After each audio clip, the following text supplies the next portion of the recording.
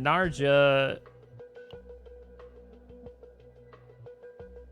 So for those who aren't familiar, Trauma Code is basically a series of stories that you get to go through that kind of tie together the basis of the trauma of the character, so that when you see the mind break scenarios and things occur, you actually kind of have a bit more understanding as to why they're currently having those emotions. In doing so, it also gives you a very interesting look into the past of the characters so that you can have a bit more understanding as to why they are where they are, why they ended up in part of the storyline that they were in, and give them the ability to kind of travel through sort of the entirety of the story. That being said, trauma codes are also unique in the fact that you don't have a single linear story path.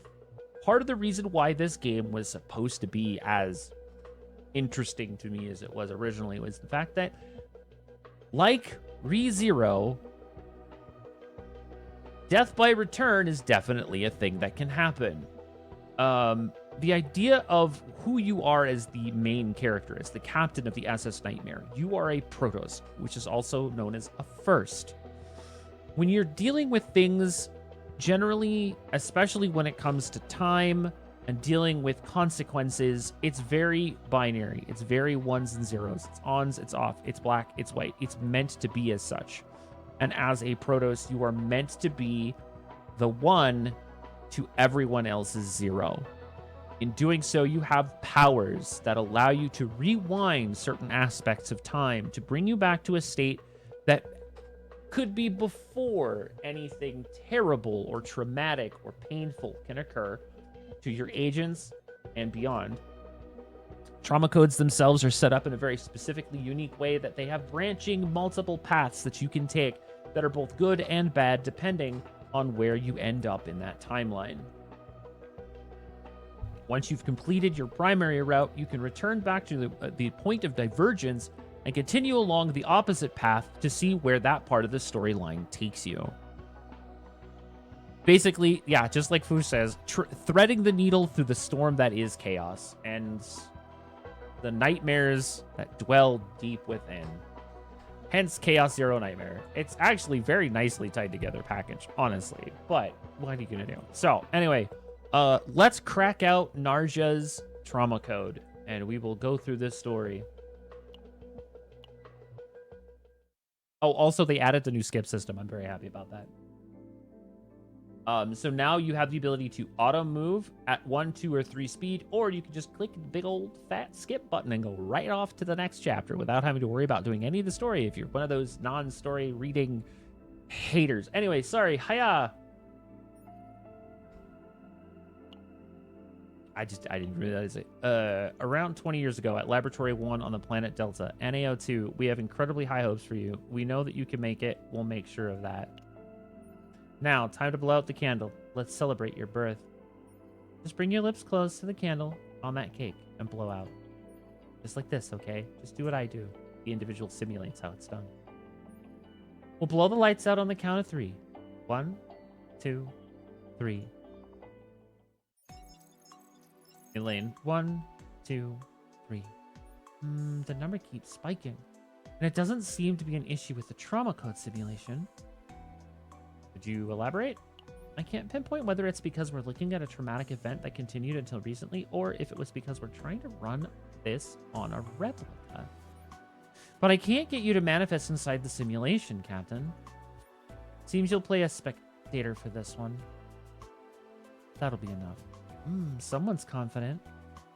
Simulation isn't our only option. I'm almost starting to get jealous. But alas, since it's not like I can take the patient's place, I'll leave you to it. The memory doubling device is working as intended, so you don't have to worry about that. I stood silently as Elaine got up and left the room. From outside, I could hear a muffled conversation that Elaine was having with someone else. A few moments later, the owner of the other voice peeked inside. Pale skin, blue eyes. It almost seemed as if they were camouflaged for the simulation room. Sorry, I'm not really used to everything yet. Everything outside of the lab is new to me. I mean, I've seen things from virtual simulations and videos. This trauma code is completely new to me. It's an experiment that I've never experienced in the lab. I think someone mentioned that this actually wasn't an experiment or for research. If so, then I don't know why you'd be interested in looking into a replica's past. But to demonstrate the latent potential I hold as a unilateral subject of observation, that is the reason I exist. So I guess I'm quite used to processes like this. So you can look into and analyze me for whatever you want, Captain. Narja, you misunderstood. What we are doing here is for you, and only you. For me? She blinked her eyes at me in innocent confusion. The silence that followed her words was proof that she was unable to comprehend the situation. What do you mean? You've no need to feel anxious, and you don't have to make an effort to show us any results. If you're looking into my memories, I don't think that's possible. You'll find out once you see it, Captain. Just how suffocatingly tight the space confining my memories is. It seems Narja is really accustomed to being treated as a unilateral subject of observation. I watched as she snugly embraced Elysian, her white flying worm that was always with her as she closed her eyes. And so, we descended into the sea of her memories. Oh, good. More traumatic singing of Happy Birthday. I love it. Why? I blame G-Witch. I blame G-Witch for this. Y'all are awful.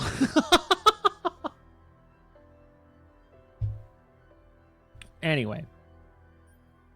Happy birthday, dear Anime Oto. Because that's not a pain in the ass to try to sing. Anyway, happy birthday to you. When I opened my eyes for the first time, I was inside a small, tight pod. Beyond the transparent pane that encased my body, I could make out the figures of a few others, all who surrounded me as they clapped and cheered, a small cake placed between us. I don't know who these individuals were, nor the significance of this cake, as I stared at what was happening before me. NAO2, we have incredibly high hopes for you. We know that you can make it. We'll make sure of that. Now time to blow out the candle. Let's celebrate your birth. One of the researchers opposite me moved with an unusually slow but gentle gesture, their features noticeably pale. The younger researcher around me soon started moving about in a flurry. One of them calls on an older researcher. Director Yuma, don't forget about teaching it how to blow out the candle. Yes, that's right. Just bring your lips close to the candle on that cake and blow it out. Just like this, okay? Just do what I do. She simulates how it's done. Was it because I was blankly staring? This director person simulated how I should eject wind to blow out the red light in front of me. I instinctively moved my head up and down, and the transparent cover opened up. A rush of the lab's chemical scent stung my nose, while the flame of the candle atop the cake wavered vividly. It was only then that I noticed how oppressively heavy and musty the air inside the capsule felt. We'll blow the lights out on the count of 3. 1, 2, 3. Looking back on things now, I was already somewhat aware of language and numbers from the moment I was born. This cake was something unfamiliar to me, but I followed the instructions I was given and blew out the candles. I were given? Come on. Y'all had the time to fix that spelling issue. That's it. Good job. The director's eyes were still weary, but the way the edges of his lips creased upwards caught my attention. Since you seem to understand my words, I see we won't be having any communication problems. We can speed up our research. We shall immediately commence the comprehensive replica adaptability assessment. Close the capsule and prepare at once. Ugh. Rough. We must be successful this time. If we fail here, all of the replicas of this batch, including GA01, will be disposed of. Do you all understand? Sir!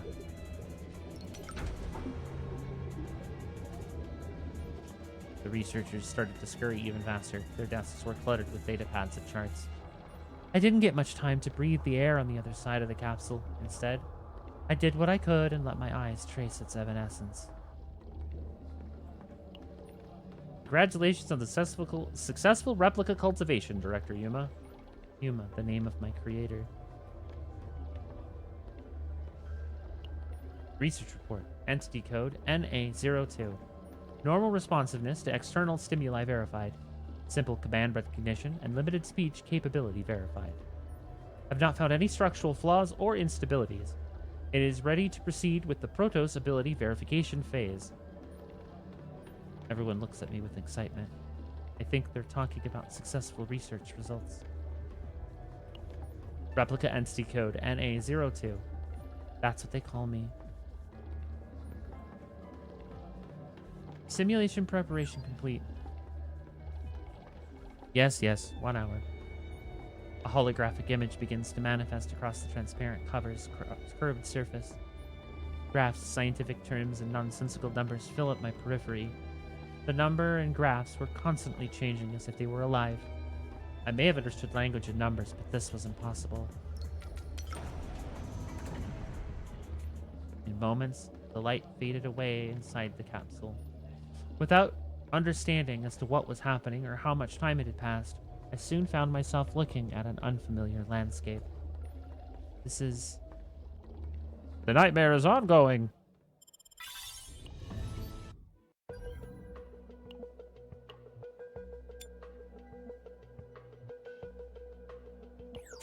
Level 20, okay. Seems good. Why is it... Level 20, but the enemies are passion. Hee hee. Love that nonsense. Generating a chaos environment. Data synchronization complete. Activating combat simulation. Smiles. This is a chaos manifestation, a simulation. Simulation? Chaos? As I take in my surroundings, a sweeping field comes into view. A view so vast it's incomparable to the lab's interior I'd seen from within the capsule. I instinctively reacted in disgust towards the viscous sludge that was stuck to the ground and the buildings. I shivered as the winds bristled by and put my hair on edge. Though this pales in comparison to what the Empire is capable of, this should be more than enough to test your potential. Let's see if you're synced in. Try moving your hands and feet. Wiggly woogly. I didn't realize what for, but I squiggled my fingers and toes. Tell me about your movements. Are you feeling anything strange? Experiencing delays? As if you were moving slower than you'd expect? I can't tell. Good. No issues then. Alright. Commencing the test immediately then.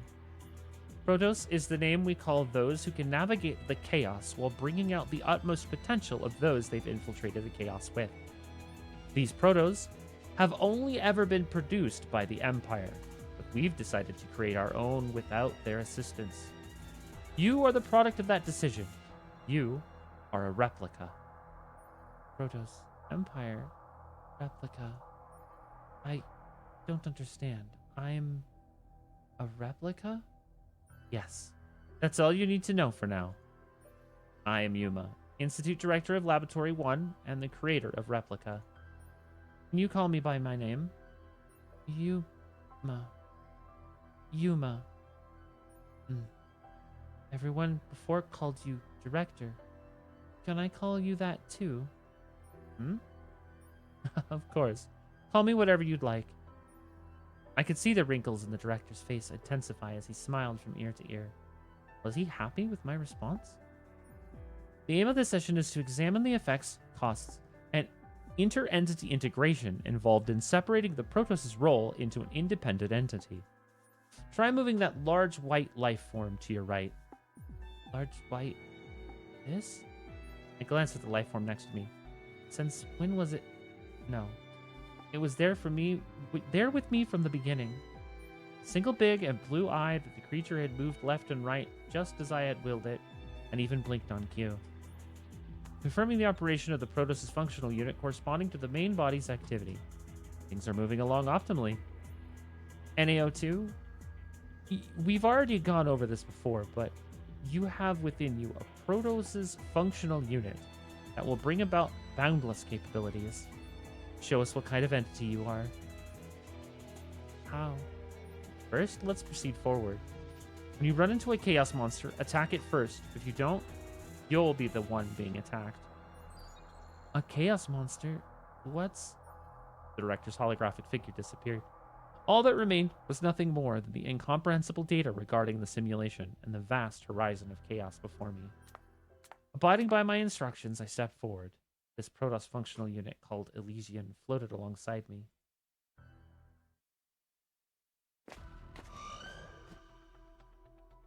Ah, it's Goopy Mushroom Boys.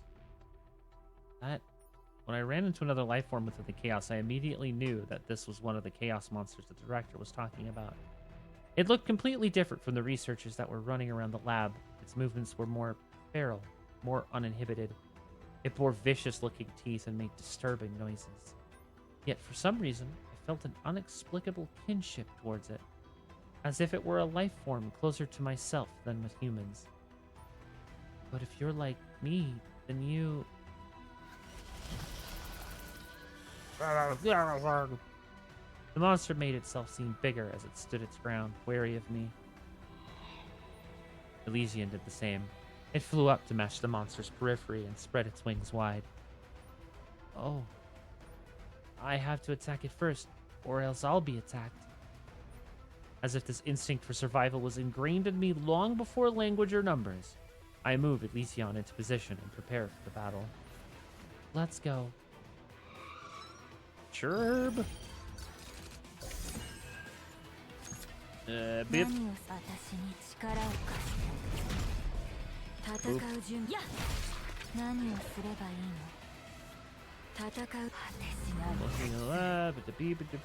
Seems good. Wiggly wiggly boys. Voluntary to add veracity. Attack response. Bottomless hunger. That was a missequence. Ow. Ow. Alright.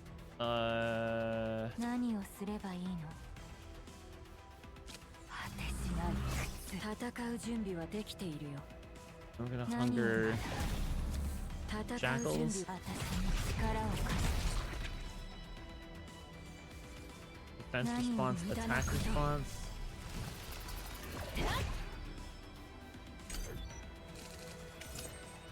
Ew. It's not even gonna kill, so we're gonna go blip, blip. Boop. Ooh. Nom nom nom. Bro, that ult was godlike. What a cool animation for her ego skill. That's really cool. Entity code NA02. Combat data update complete. That wasn't a powerful enemy, was it? I looked down at Elysian. Patches of monster flesh were stuck between its sharp canines. As I stripped the flesh off one by one, a familiar voice caught my attention. Astounding. This turned out much better than I anticipated. Director. It feels a tad bit early to do this so soon, but I believe it'll be worth the research to have her join you now. Another replica will be sent your way.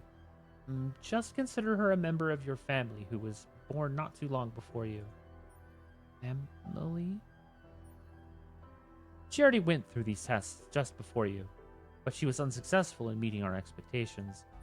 Maybe together the two of you can conquer this chaos. GA01, can you make your way to these coordinates? I'll try. You know what? Never mind. Let's not waste time, since you'll likely fail. I'm about to send your data to a designated coordinate. Do not be alarmed. What appeared before me was another entity that had white skin and blue eyes, just like Elysian. But this one had two eyes, and the other glowed yellow, reminding me of the candle I'd seen earlier.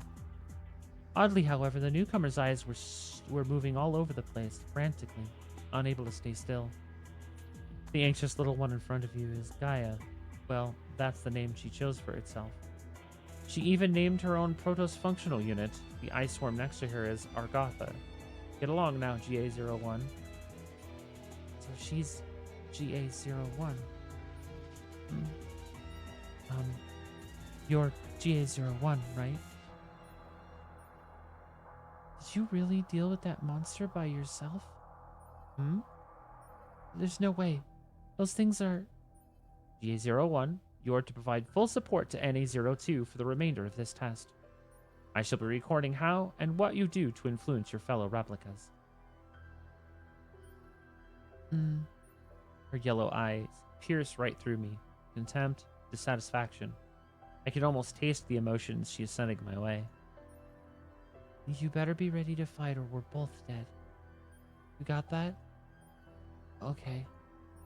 Gaia darts her eyes forward, jerking her head slightly in that direction, then quickly back at me, as if she were ordering me to move in said direction. It certainly felt like an instruction, but I couldn't tell the difference from instructions that the director had been giving me and this entire time. Driven by her scathing glare, I begin moving one foot in front of the other.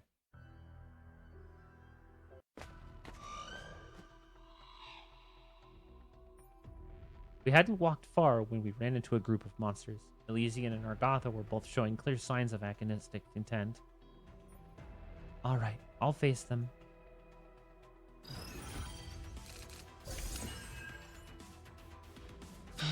So we want to bottomless hunger first. So main everything to get additional tenacity damage to the next one, and then shackles him to kill. Alright. Easy enough. Tornado.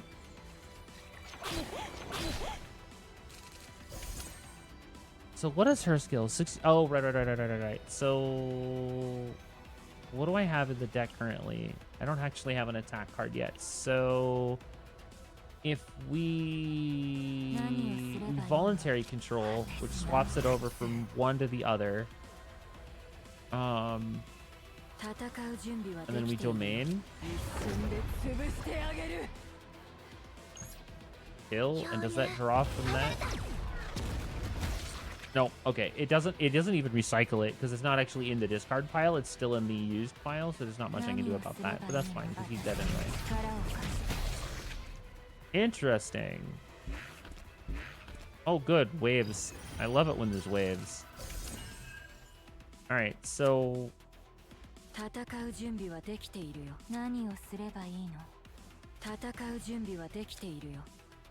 Alright, so we bottomless hunger first, then we voluntary control. Oh, that almost instantly kills. Oh, yep, that seems good. I was kind of hoping that I would get a crit on that, but that's not a thing. Alright, we'll just get rid of it. It's fine. Don't gotta think about it. Don't gotta worry. Alright, we always want a bottomless hunger first. Then we control. It swaps it from veracity to perdition. Veracity. Attack response. Defense response. Hernando. No shields is back. Bottomless hunger. Shackles to kill. Actually, I should have done it the other way. It's fine. Response. And then Fernando. I don't even have to use the actual heals. That's crazy. Bottomless, voluntary, domain, oh, he's already dead. Entity code GA01, entity code NA02. Combat data update complete. With the battle over, Elysian returns to its perch. Again, I take time to strip the flesh between its teeth. Truly pleases me to seize data of such quality. GA01 is showing no signs of improvement, even though she has much to fulfill. I wonder if we're wasting time gathering data from her. I'll have to think about the disposal process once we finish this test. NE02, do you remember what I told you before the test started? The Protoss is the one who finds the way forward within chaos. I will now be testing if you have that capability. Look up, and far out there on the horizon, you'll see a very tall tower piercing the sky. That is your destination. A very tall tower.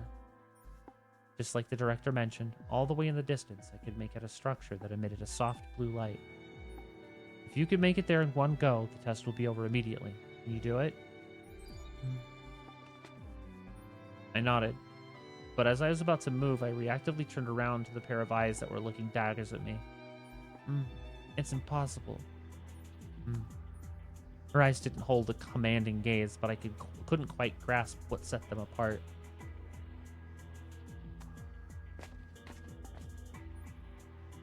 Strange.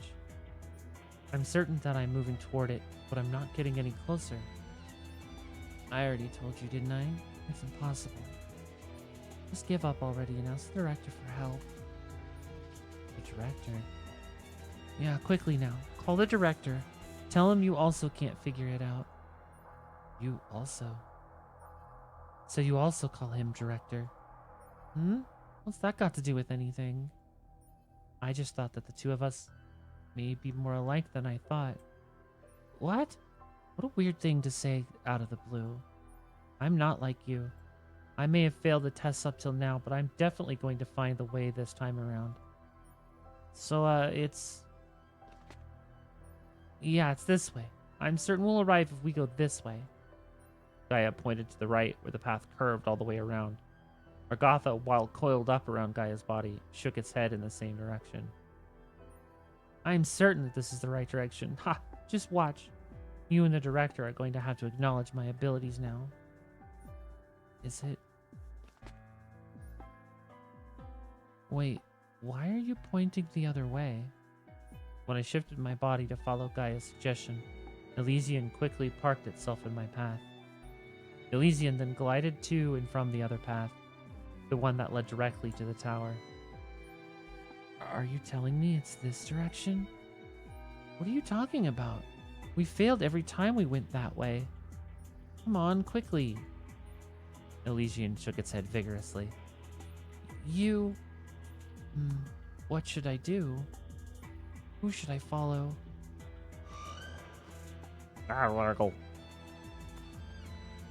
So here's our first divergent path. So this gives us the ability to actually choose which of our portions of the story we do first.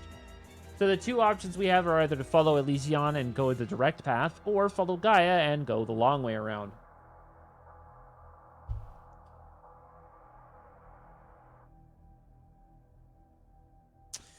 Anyway, I think that I'm probably going to go ahead and just follow Elysian for now.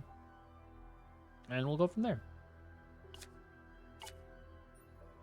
I'm sorry, let's go this way for now.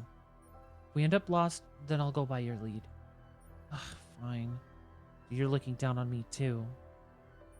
Do whatever you want. Sure.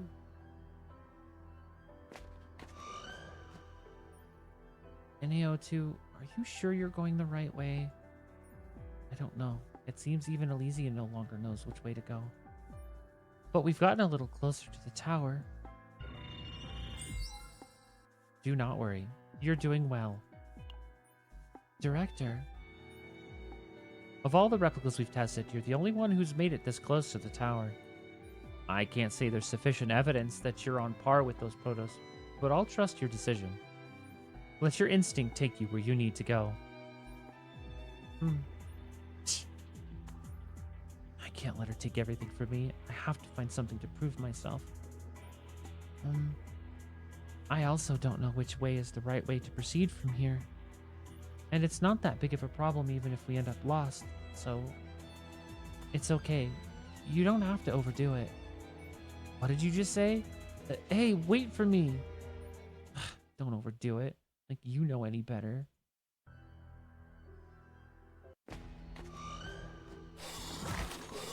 Oh no, Goop Baby! What now? Why did you stop? There's still a ways to go until we get to the tower. Over there in front of us, there's another replica. The more the monster tore apart the replica, the thicker the certain metallic smell grew. As I breathe in, my vision begins to blur. Soon, I feel strong pangs of hunger. though I'm unaware of its origins. It hurts. That monster, is it eating that replica? Appalling. It's even screaming, begging for its life, but that monster's tearing into it without hesitation. But, no. If we leave them, that replica will die. Even if they're useless, I can't just stand by and watch them perish. Wait, don't tell me. We have to save them. Ah, let go of me. Wait, stop. I have to stop. In the O2, we have incredibly high hopes for you. We know that you can make it. We'll make sure of that. We've already gone over this before, but you have within you a Protoss functional unit that will bring out the boundless capabilities. Show us what kind of entity you are. As I watched the monster feeding on the replica, the first emotion I felt was not that of fear nor fury. It was more akin to the beast's own, the primal desire to consume. To regard pitiful creatures as nothing more than sustenance, fuel for one's own evolution. See, the true monster that I must confront isn't corporeal, but rather the instinct that resides within me. What then is the reason I must refrain from acting upon these carnal desires? Save me! I don't want to die like this. What exactly do you want? No, sorry. Just what exactly do I want? Oh, buddy. Well, Gaia is definitely the more important of the two right now, unfortunately, so we're saving Gaia. Okay, it's just a small bite. I think it's focused on us now. We'll have to deal with it for sure this time. Yeah.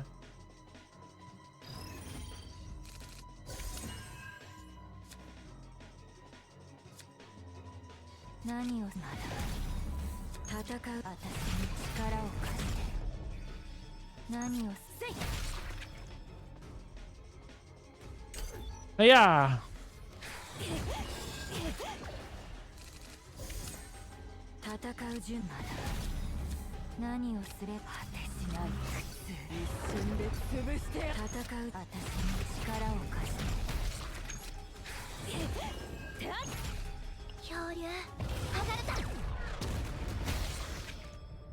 Bingo bongo, get murdered, nerds. In front of me was the carcass of a monster and a replica that was barely holding on to the last of their labored breaths. Run. Gazing at the replica, my inner instincts once again began to twitch. With the way things are right now, I could drench myself in this feast without having to worry about anything to distract me, and I would come out stronger for it. I could see that Elysian was thinking the same thing. Stopping Elysian from approaching the replica was entirely my own will. What was the reason I was rejecting my instincts? Why did I choose to save my kin? If it was simply because all life is precious, then why do I choose to save the replica yet kill the monster? What was the difference between myself and the beasts? It was the director who told me the answer. This was an unexpected outcome. It's a good thing we deployed GA-01. Congratulations, NA-02. You've successfully completed the first test. Huh? Director, everything that was in front of me just... don't worry about all that. All of it was nothing but data. Each replica is its own composition of a multitude of monsters and a Chimera Knight solution.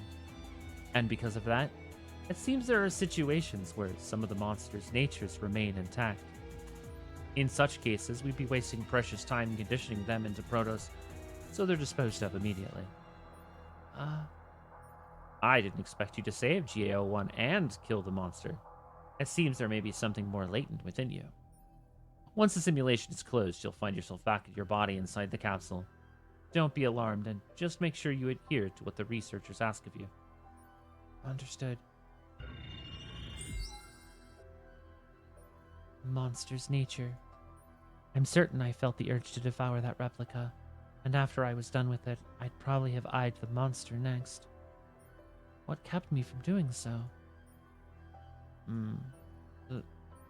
Thanks. You saved me. GA01. Director Yuma said that it was possible we still have a monster's nature influencing us. GA01, have you felt anything like that? A monster? Dunno.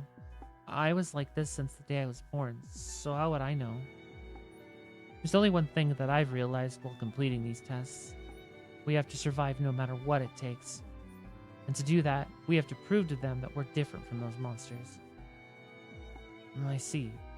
That's what we probably need to prioritize. Huh? Wait, what do you mean, that?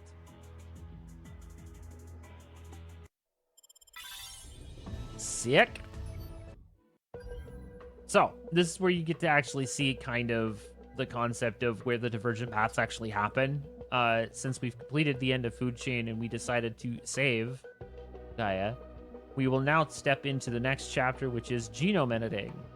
We also have the ability to go into Beast of Veracity, as well as do side battle missions, which generally I wait until after I've completed all the actual story beats to actually do that.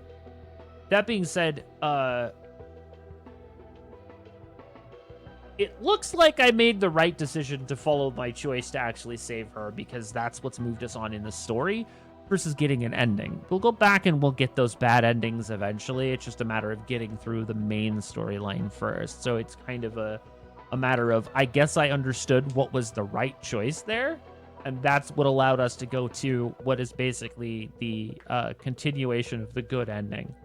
Well, I should say the path to get us to the good ending.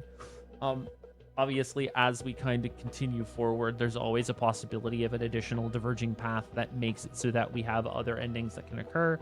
I know with Haru, there was like 3 bad endings, if I remember correctly. I could go back and look again, but yeah, the idea here is that I enjoy what they do with these trauma codes. These trauma codes are thick with lore, and it's so good to finally get a chance to do more than just Renoa and Haru. It's also kind of a really interesting concept in that it gives you all of this background to the trauma and to the reasons why the characters are A, the way they are, and B, how they got to where they are. And I think that this is a really, really good way of storytelling how each of the characters have kind of been brought up to the point where they exist as the playable versions that they are, as agents in the game outside of the actual MSQ that you're doing in the game right now.